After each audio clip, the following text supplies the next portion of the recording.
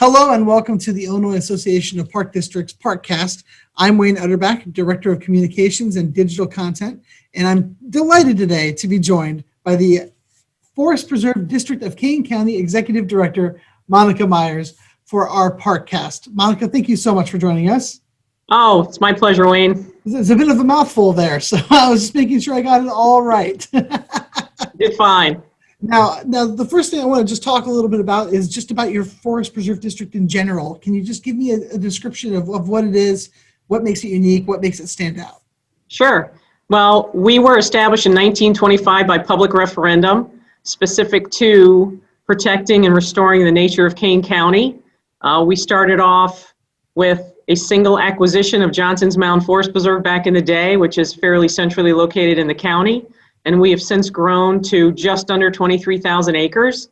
We're very proud that we've got a very passionate yet lean staff of about 75 people that is able to not only manage the public access and infrastructure to our preserves, but also the natural areas that we have. I guess if I had to look at something that we're somewhat unique on is some of the facilities that we have. So we have two 18-hole golf courses. We have the Fox Valley Ice Arena. We have the Strikers indoor soccer facility, and we have Elfstrom Stadium, which has now been renamed the Northwestern Medicine Field, where the Cougars play. All right. So the golf course is something I definitely want to touch on here in a minute. But the one thing I've been asking a lot of people is how has visitation been since the pandemic started? I know a lot of forest preserves are seeing quite a lot of activity. It's been crazy. It's been good because I think the one thing that we did well that I'm proud of is that our leadership team from the staff level as well as the commissioners recognized very early on how critical these open spaces were going to be to people, regardless of what phase we were in the pandemic and the level of shutdown. But people needed to get outside. They needed fresh air. They needed respite. They needed exercise. They needed to do something other than feel like they were going to be locked down. And so with that, we ended up with more people than we've ever seen in our preserves. It was a great thing. Now, any particular uses of the forest preserve that surprised you, just stood out? Well, not necessarily, because obviously people go to the preserves to walk. And then as Mother Nature was providing differences in the seasons, I mean, obviously the fall is a great time to be in the preserves, as is the spring. You get different plant communities and animal activity year round. But even in the wintertime, when we had all the snow that we had this year, especially we just got our entire winter season in 3 weeks in February, people are out cross-country skiing and snowshoeing and just generally hiking just to be outside. You mentioned golf real early, but and golf was really, I guess it shouldn't have been a surprise to anybody, but it was one of the activities that was left open. And we had the best year at both of our golf courses than we had seen since the 1990s. I was going to say that was definitely one of the areas I heard a lot of activity about was the golf courses. So it's good to know that it was also happening there as well. Right. What would you say in general has been the community response to how the Forest Preserve District has handled the pandemic? It's been wonderful. It's been really supportive. And honestly, what happened in the beginning, I think because there was so much uncertainty in terms of where we were going with the pandemic and what should we be doing and shouldn't be doing and opening versus closing or a variety in between there. And also in a sense of not just the public, but also with your staff. And so what we tried to do was say, how can we still provide the quality open spaces and even programming that we typically do and that our public loves so much, but in the same time be able to protect our staff. And so at first there was a little bit of concern more on the public side in terms of you should be closing everything. But then the people that really wanted to see us open were the ones rising to the surface, and we were getting inundated with emails and posts on Facebook saying, thank you so much. This is one of the places that we feel like we can go and that we know will always be there for us to go to. And thank you so much for stepping up and allowing these preserves to remain open. Now, speaking of open, one of the questions I've been enjoying asking are, how much open space has your forest preserve been able to protect? Well, I've been with the district for 16 years. And when I started back in 2004, we had about 8,000 acres. And we've had 5 successful referendums. And through those, we've been able to protect now almost 23,000 acres of land. So we've been able to purchase an additional 15,000 acres. Oh, excellent. Now, what are some of the plans for the future of your preserve? Well, it's really a combination, because some lands we buy for connectivity so that we can expand our wonderful trail system. Kane County is unique in the sense that we have 3 regional trail systems that are active throughout our county system, connecting to other systems, counties, as well as other states. We have a 4th trail system, which is the Mid-County Trail, which is in the process of being established. And that's being done through a cooperation of our land acquisition processes, as well as partnerships with other municipalities. Then you look at public access in terms of the recreation amenities that we provide, not only the trails, but trailheads and shelters. And we try to utilize as many of the grant opportunities as we can. And so that's why IAPD has been so critical to us in terms of making sure that programs like the OSLAD grant are still around. We've been very successful in Kane County in being able to pair up matching funds that we have to make our funds go that much further with these grants. And so every year we are either getting a land acquisition grant or a open space land acquisition development grant. And we've been opening preserves in a variety of ways, whether it's let's get a trailhead in here through the recreational trails program. And so a parking lot, shelter, and trail connection more internally based, or a full OSLAD program where we're going to open up a brand new preserve and utilize state funding that way. We also do a lot of natural resource projects. And so U.S. Fish and Wildlife, we'd like to partner with, even with ComEd on their green infrastructure grant, so that we can incorporate natural resource restoration projects as part of all of our land planning that we do. Now, I want to just shift gears just a little bit here. I want to ask some different questions. What's the best advice you've ever been given? Oh my gosh, that's an interesting question. Well, the first thing that comes to mind, and I've heard this from not only family members, but also people in the field, you know, the Lord has given us 2 ears and 1 mouth, and we should use those accordingly. So listen twice as much as you talk. That's good advice.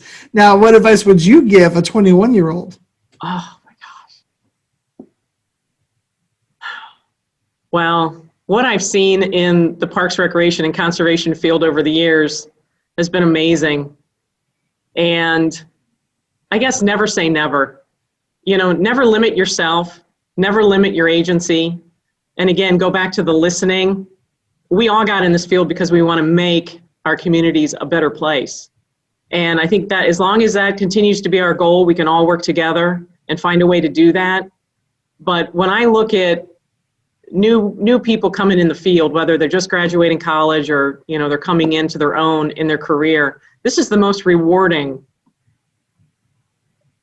I think, career you can ever select. You know, just the variety of things we've been able to do, whether it's buying land or working with local community groups to volunteer to help restore areas, or going into schools and talking to kids. It's so rewarding, and you're only limited, I think, by yourself. And so always be open, and the moon is the limit here. Now, there's so many different areas that are all encompassed under, you know, a forest preserve or a park district. The many hats everyone wears and the many experiences you offer to people. It's just, it's absolutely inspiring to see so much, especially during the pandemic, seeing how people adjusted, how people shifted, how people took ideas and just adapted them a little bit or completely to still give people what they need. So it's been really, really awesome just watching all of that come together. Yeah. Now, if you could go back in history and talk to one person from your forest preserve district, who would it be and why?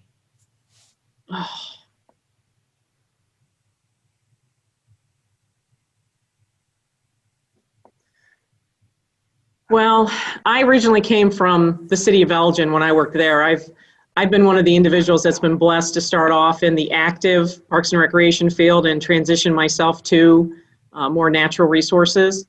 And there's been so many mentors along the way. It's really difficult to pick one person. I do remember when I was at the city of Elgin, the city manager at the time was Rick Helwig, who encouraged me to go get my master's. And he was correct. Education's never wasted, and it just opens up so many more doors. And would like to, have another conversation with him and thank him for his mentorship. But specific to the Forest Preserve, but also in the Elgin area, was Jack Cook, who was the president of the Forest Preserve at the time, just prior to me moving here at the district.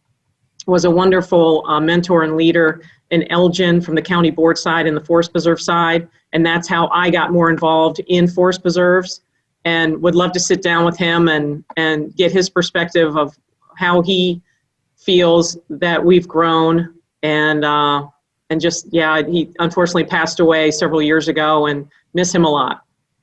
All right. Now, what is one thing you would want your constituents or users to know about your Forest Preserve District? Well, I think the one thing that I'm extremely proud of during this time is how our staff have stepped up. And during the whole pandemic, we made sure that our staff was safe. We may have reduced the number of individuals in the cab of a truck or staggered shifts. But everyone at the Forest Preserve District of Kane County had said it's important to us to remain open and be able to provide our facilities to our public. And one area that I thought was very nicely done was in our nature programs. And we had applied for funding through the county to get some of the coronavirus relief funds that were coming down from the feds. And our staff stepped up and said, how do we now go out and reach the public when they can't come to us? And our nature program staff learned on the fly how they were going to do their own blogs and webcasts and what was needed for that, equipment, software. They were literally going outside in the field with their cell phones, and they were doing blogs and recording things and coming back to the office and downloading that on the website. And it was wonderful information, but not necessarily the quality we were looking for. And so the amount of material they had to learn in terms of how to be videographers, and then how to put together a lot of this material for the school districts that at some point we're going to be back open, and then just the families at home trying to educate their kids. We were part of all of that. And I think if you'd asked me 5 years ago, could we ever see ourselves doing that? I'd be like, boy, we'd be kind of hard pressed to do that. But the funding that came down from the feds, and then our staff stepping up, and we've made the decision here that we're just going to continue to do that. Even once we get back, everybody's back in person, the school district, the school teachers have just been so appreciative that we're going to continue to do those things. And so I think what I want the general public to know, that we're here, we're always going to be here. We've made it through this pandemic, and I think that shows what we're capable of. And we're just going to continue to be open and be out there for everybody. Yeah, I absolutely believe that the pandemic really broadened a lot of people's skill sets in a very short amount of time. There's Right. a lot of technological stuff people suddenly had to learn and get used to. And I think a lot of it just made a lot of agencies even better, even more streamlined, even more prepared for whatever comes. So Right. it's been a really interesting experience to be a part of it. But having watched IAPD members and how they've just really made the best out of a real tough situation has been awesome. And I appreciate you taking time out of your day to talk with me. It's been a fantastic conversation, and I encourage you guys to keep doing the amazing work that you do, and we'll keep being there for you however you need us to be. We appreciate that. Thank you. All right. Well, thank you very much, Monica.